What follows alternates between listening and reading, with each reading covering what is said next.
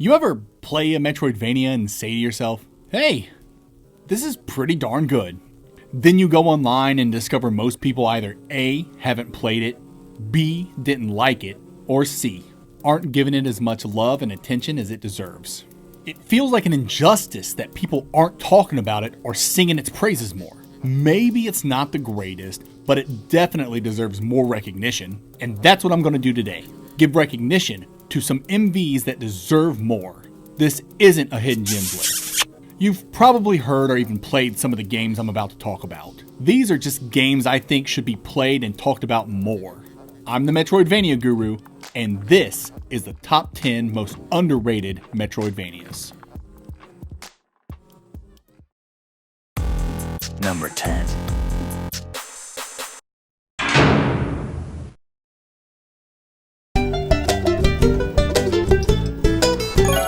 Monster Boy and the Cursed Kingdom's a game with a severe pacing issue. You play as Jin, a boy with the power to transform into all kinds of cool animal warriors, like a frog man and a lion man and a dragon man. Unfortunately, the game forces you to play the first couple of hours as the Pig Man, the worst man to ever exist. He's fat, he's slow, he sinks in water, and he farts. Because of course he farts. His one redeeming quality is that he can shoot projectiles, but that's not enough to forgive his punch's awful attack range. Pigman sucks. Then you get your second transformation, and it's a snake. He doesn't suck, but he's barely better. It's not until another hour or so until you get the Frogman transformation. This is when the game finally picks up. Not only does the Frogman feel good to play as, but now armor and weapons are brought into the mix. And this adds so much needed depth to the game. It's just unfortunate that it takes so long to get there.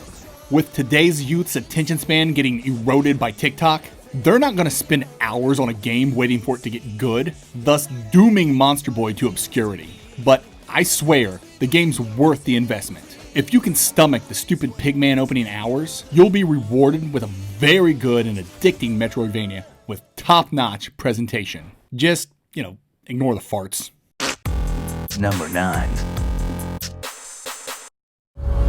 Sorrow resonates through the kingdoms. I can feel it in the air, a fermenting thirst for revenge. Death's Gambit was a buggy mess with wonky controls and an unrewarding narrative that just abruptly ends very unsatisfactorily. The internet, not particularly known for its chill, wasn't having any of it and complained. And you know what? The devs listened. 3 years later, White Rabbit releases Death's Gambit's extension, Afterlife. And oh, baby, was it worth the wait. Not only did they fix all the broken things, but they added so much more stuff. New weapons, new bosses, new biomes with a new layout. And most importantly, a new story with a spectacular twist. White Rabbit really outdid themselves with this extension, and I think more people need to know about it.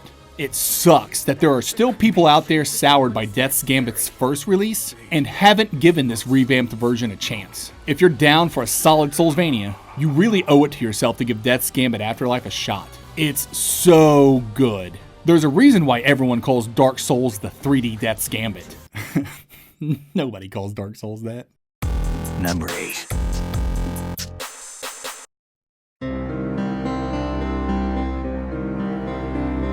This game. This fucking game. I don't know what it is, but I love Lost Ruins. I think it's because it's just weird and kind of broken, but I mean that in a good way. Its difficulty's kind of high, especially if you don't have patience. Just look at that swing.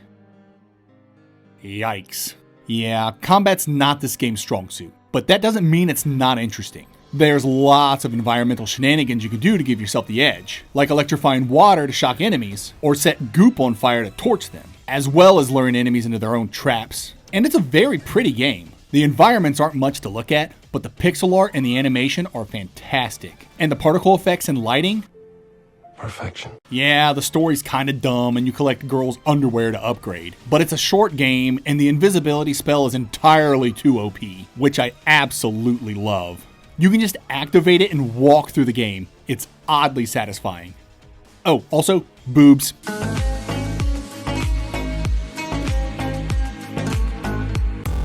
Number 7.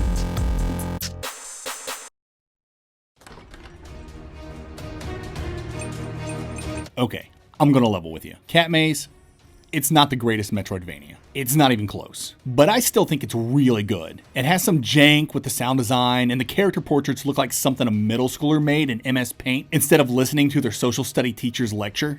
But if you're able to look past all that, and its subpar presentation, and its general lack of understanding of English grammar, I think you might find yourself having fun with a Metroidvania hidden gem. It's a decent length at around 7 to 8 hours, has a solid understanding of MV fundamentals and implements them well, and it has lots to explore and discover. Plus, it has a lot of unusual locations and set pieces thanks to its Slavic folklore motif. You don't see Slavic mythology very often in video games outside of Shin Megami Tensei, so I thought it was pretty neat. Also, there are cats. Lots of cats. All the cats. Number 6.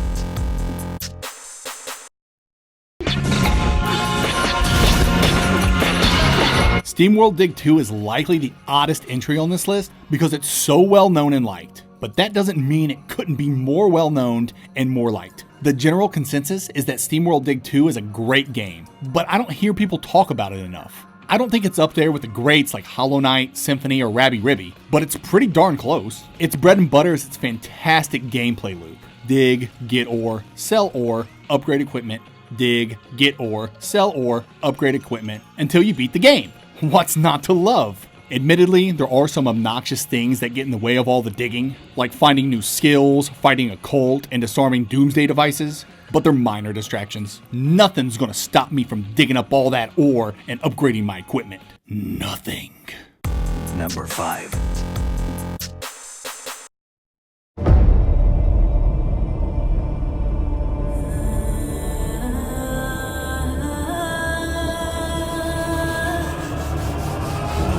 Sometimes when you play a Metroidvania, you want something simplistic. Something you can just kind of turn your brain off while you explore and hit shit with a sword. That's Eldoran in a nutshell. A shallow and relatively short MV that lacks any innovation, and it's all the better for it. Eldoran takes the best cliches of the genre, adds in a heavy dose of 80s dark fantasy flavoring, and presents it all in a nice little 5 to 6 hour package, ensuring that its shallowness doesn't overstay its welcome. Though small, the game's world is dense, littered with enemies, lore documents, secrets, and pretty cool boss fights. The game moves at such a rapid pace that it's almost impossible to be bored. You always feel like you're progressing. And so that 6 hour playtime feels more like 6 minutes. I'm not gonna say Eldoran is gonna knock your socks off, but it'll at least make for a fun weekend. Just like your Number 4.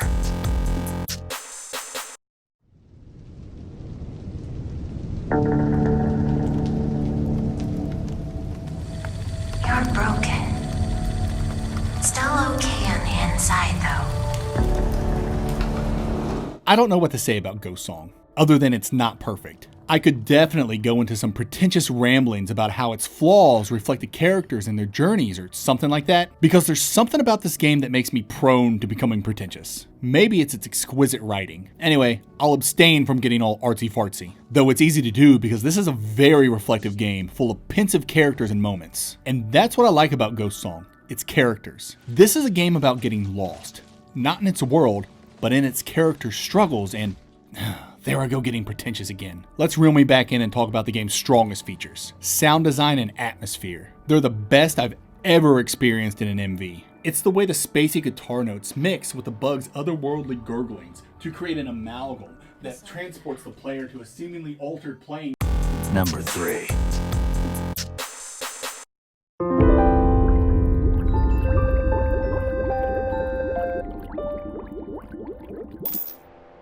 Wait a minute. Unsighted isn't a Metroidvania? I've actually heard people say that, and their best argument is that it's not a 2D side-scroller. Metroidvanias don't have to be side-scrollers. They have to be platformers. And isometric platformers exist, so why wouldn't isometric Metroidvanias exist? Suck it! Unsighted isn't only a Metroidvania, it's a good Metroidvania. And it's probably the most open Metroidvania of all time. Unsighted gives zero fucks about how you approach it. You want to tackle the objectives in whatever order you want? Go for it. You want to craft late game tools and sequence break the shit out of this game? Go ahead. Unsighted's not the boss of you. The only thing you have to consider while playing Unsighted is the unstoppable marching of time that's slowly guiding you and everyone you love towards an inevitable death. So yeah, there's an ever-present timer counting down the entire game, threatening you and your friends' lives. But the combat's good, and there's dogs. Number 2.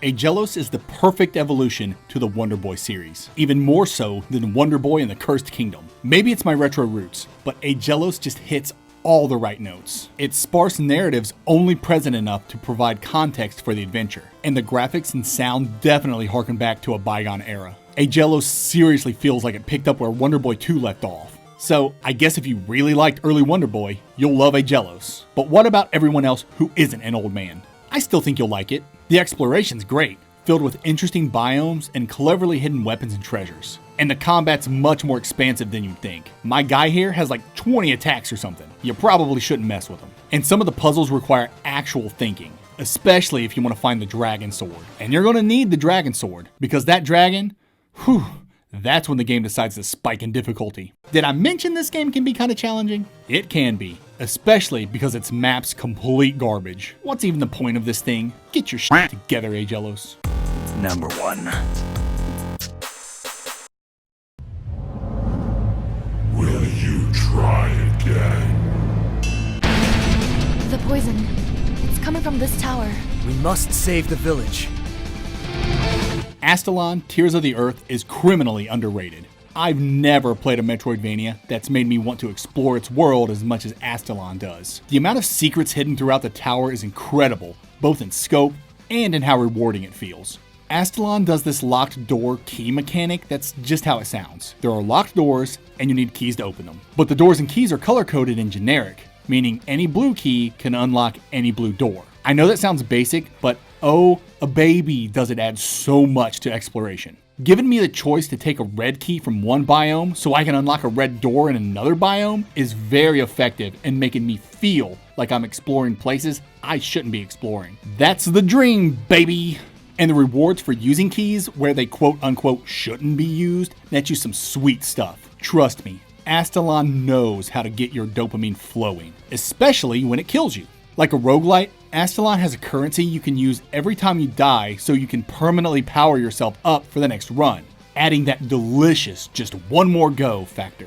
A Metroidvania with excellent exploration and an addicting roguelike gameplay loop? It's a shame people aren't talking about this game more. It really is a contender to be one of the best MVs of all time, and that's why I say it's the number 1 most underrated Metroidvania. That and no other reason.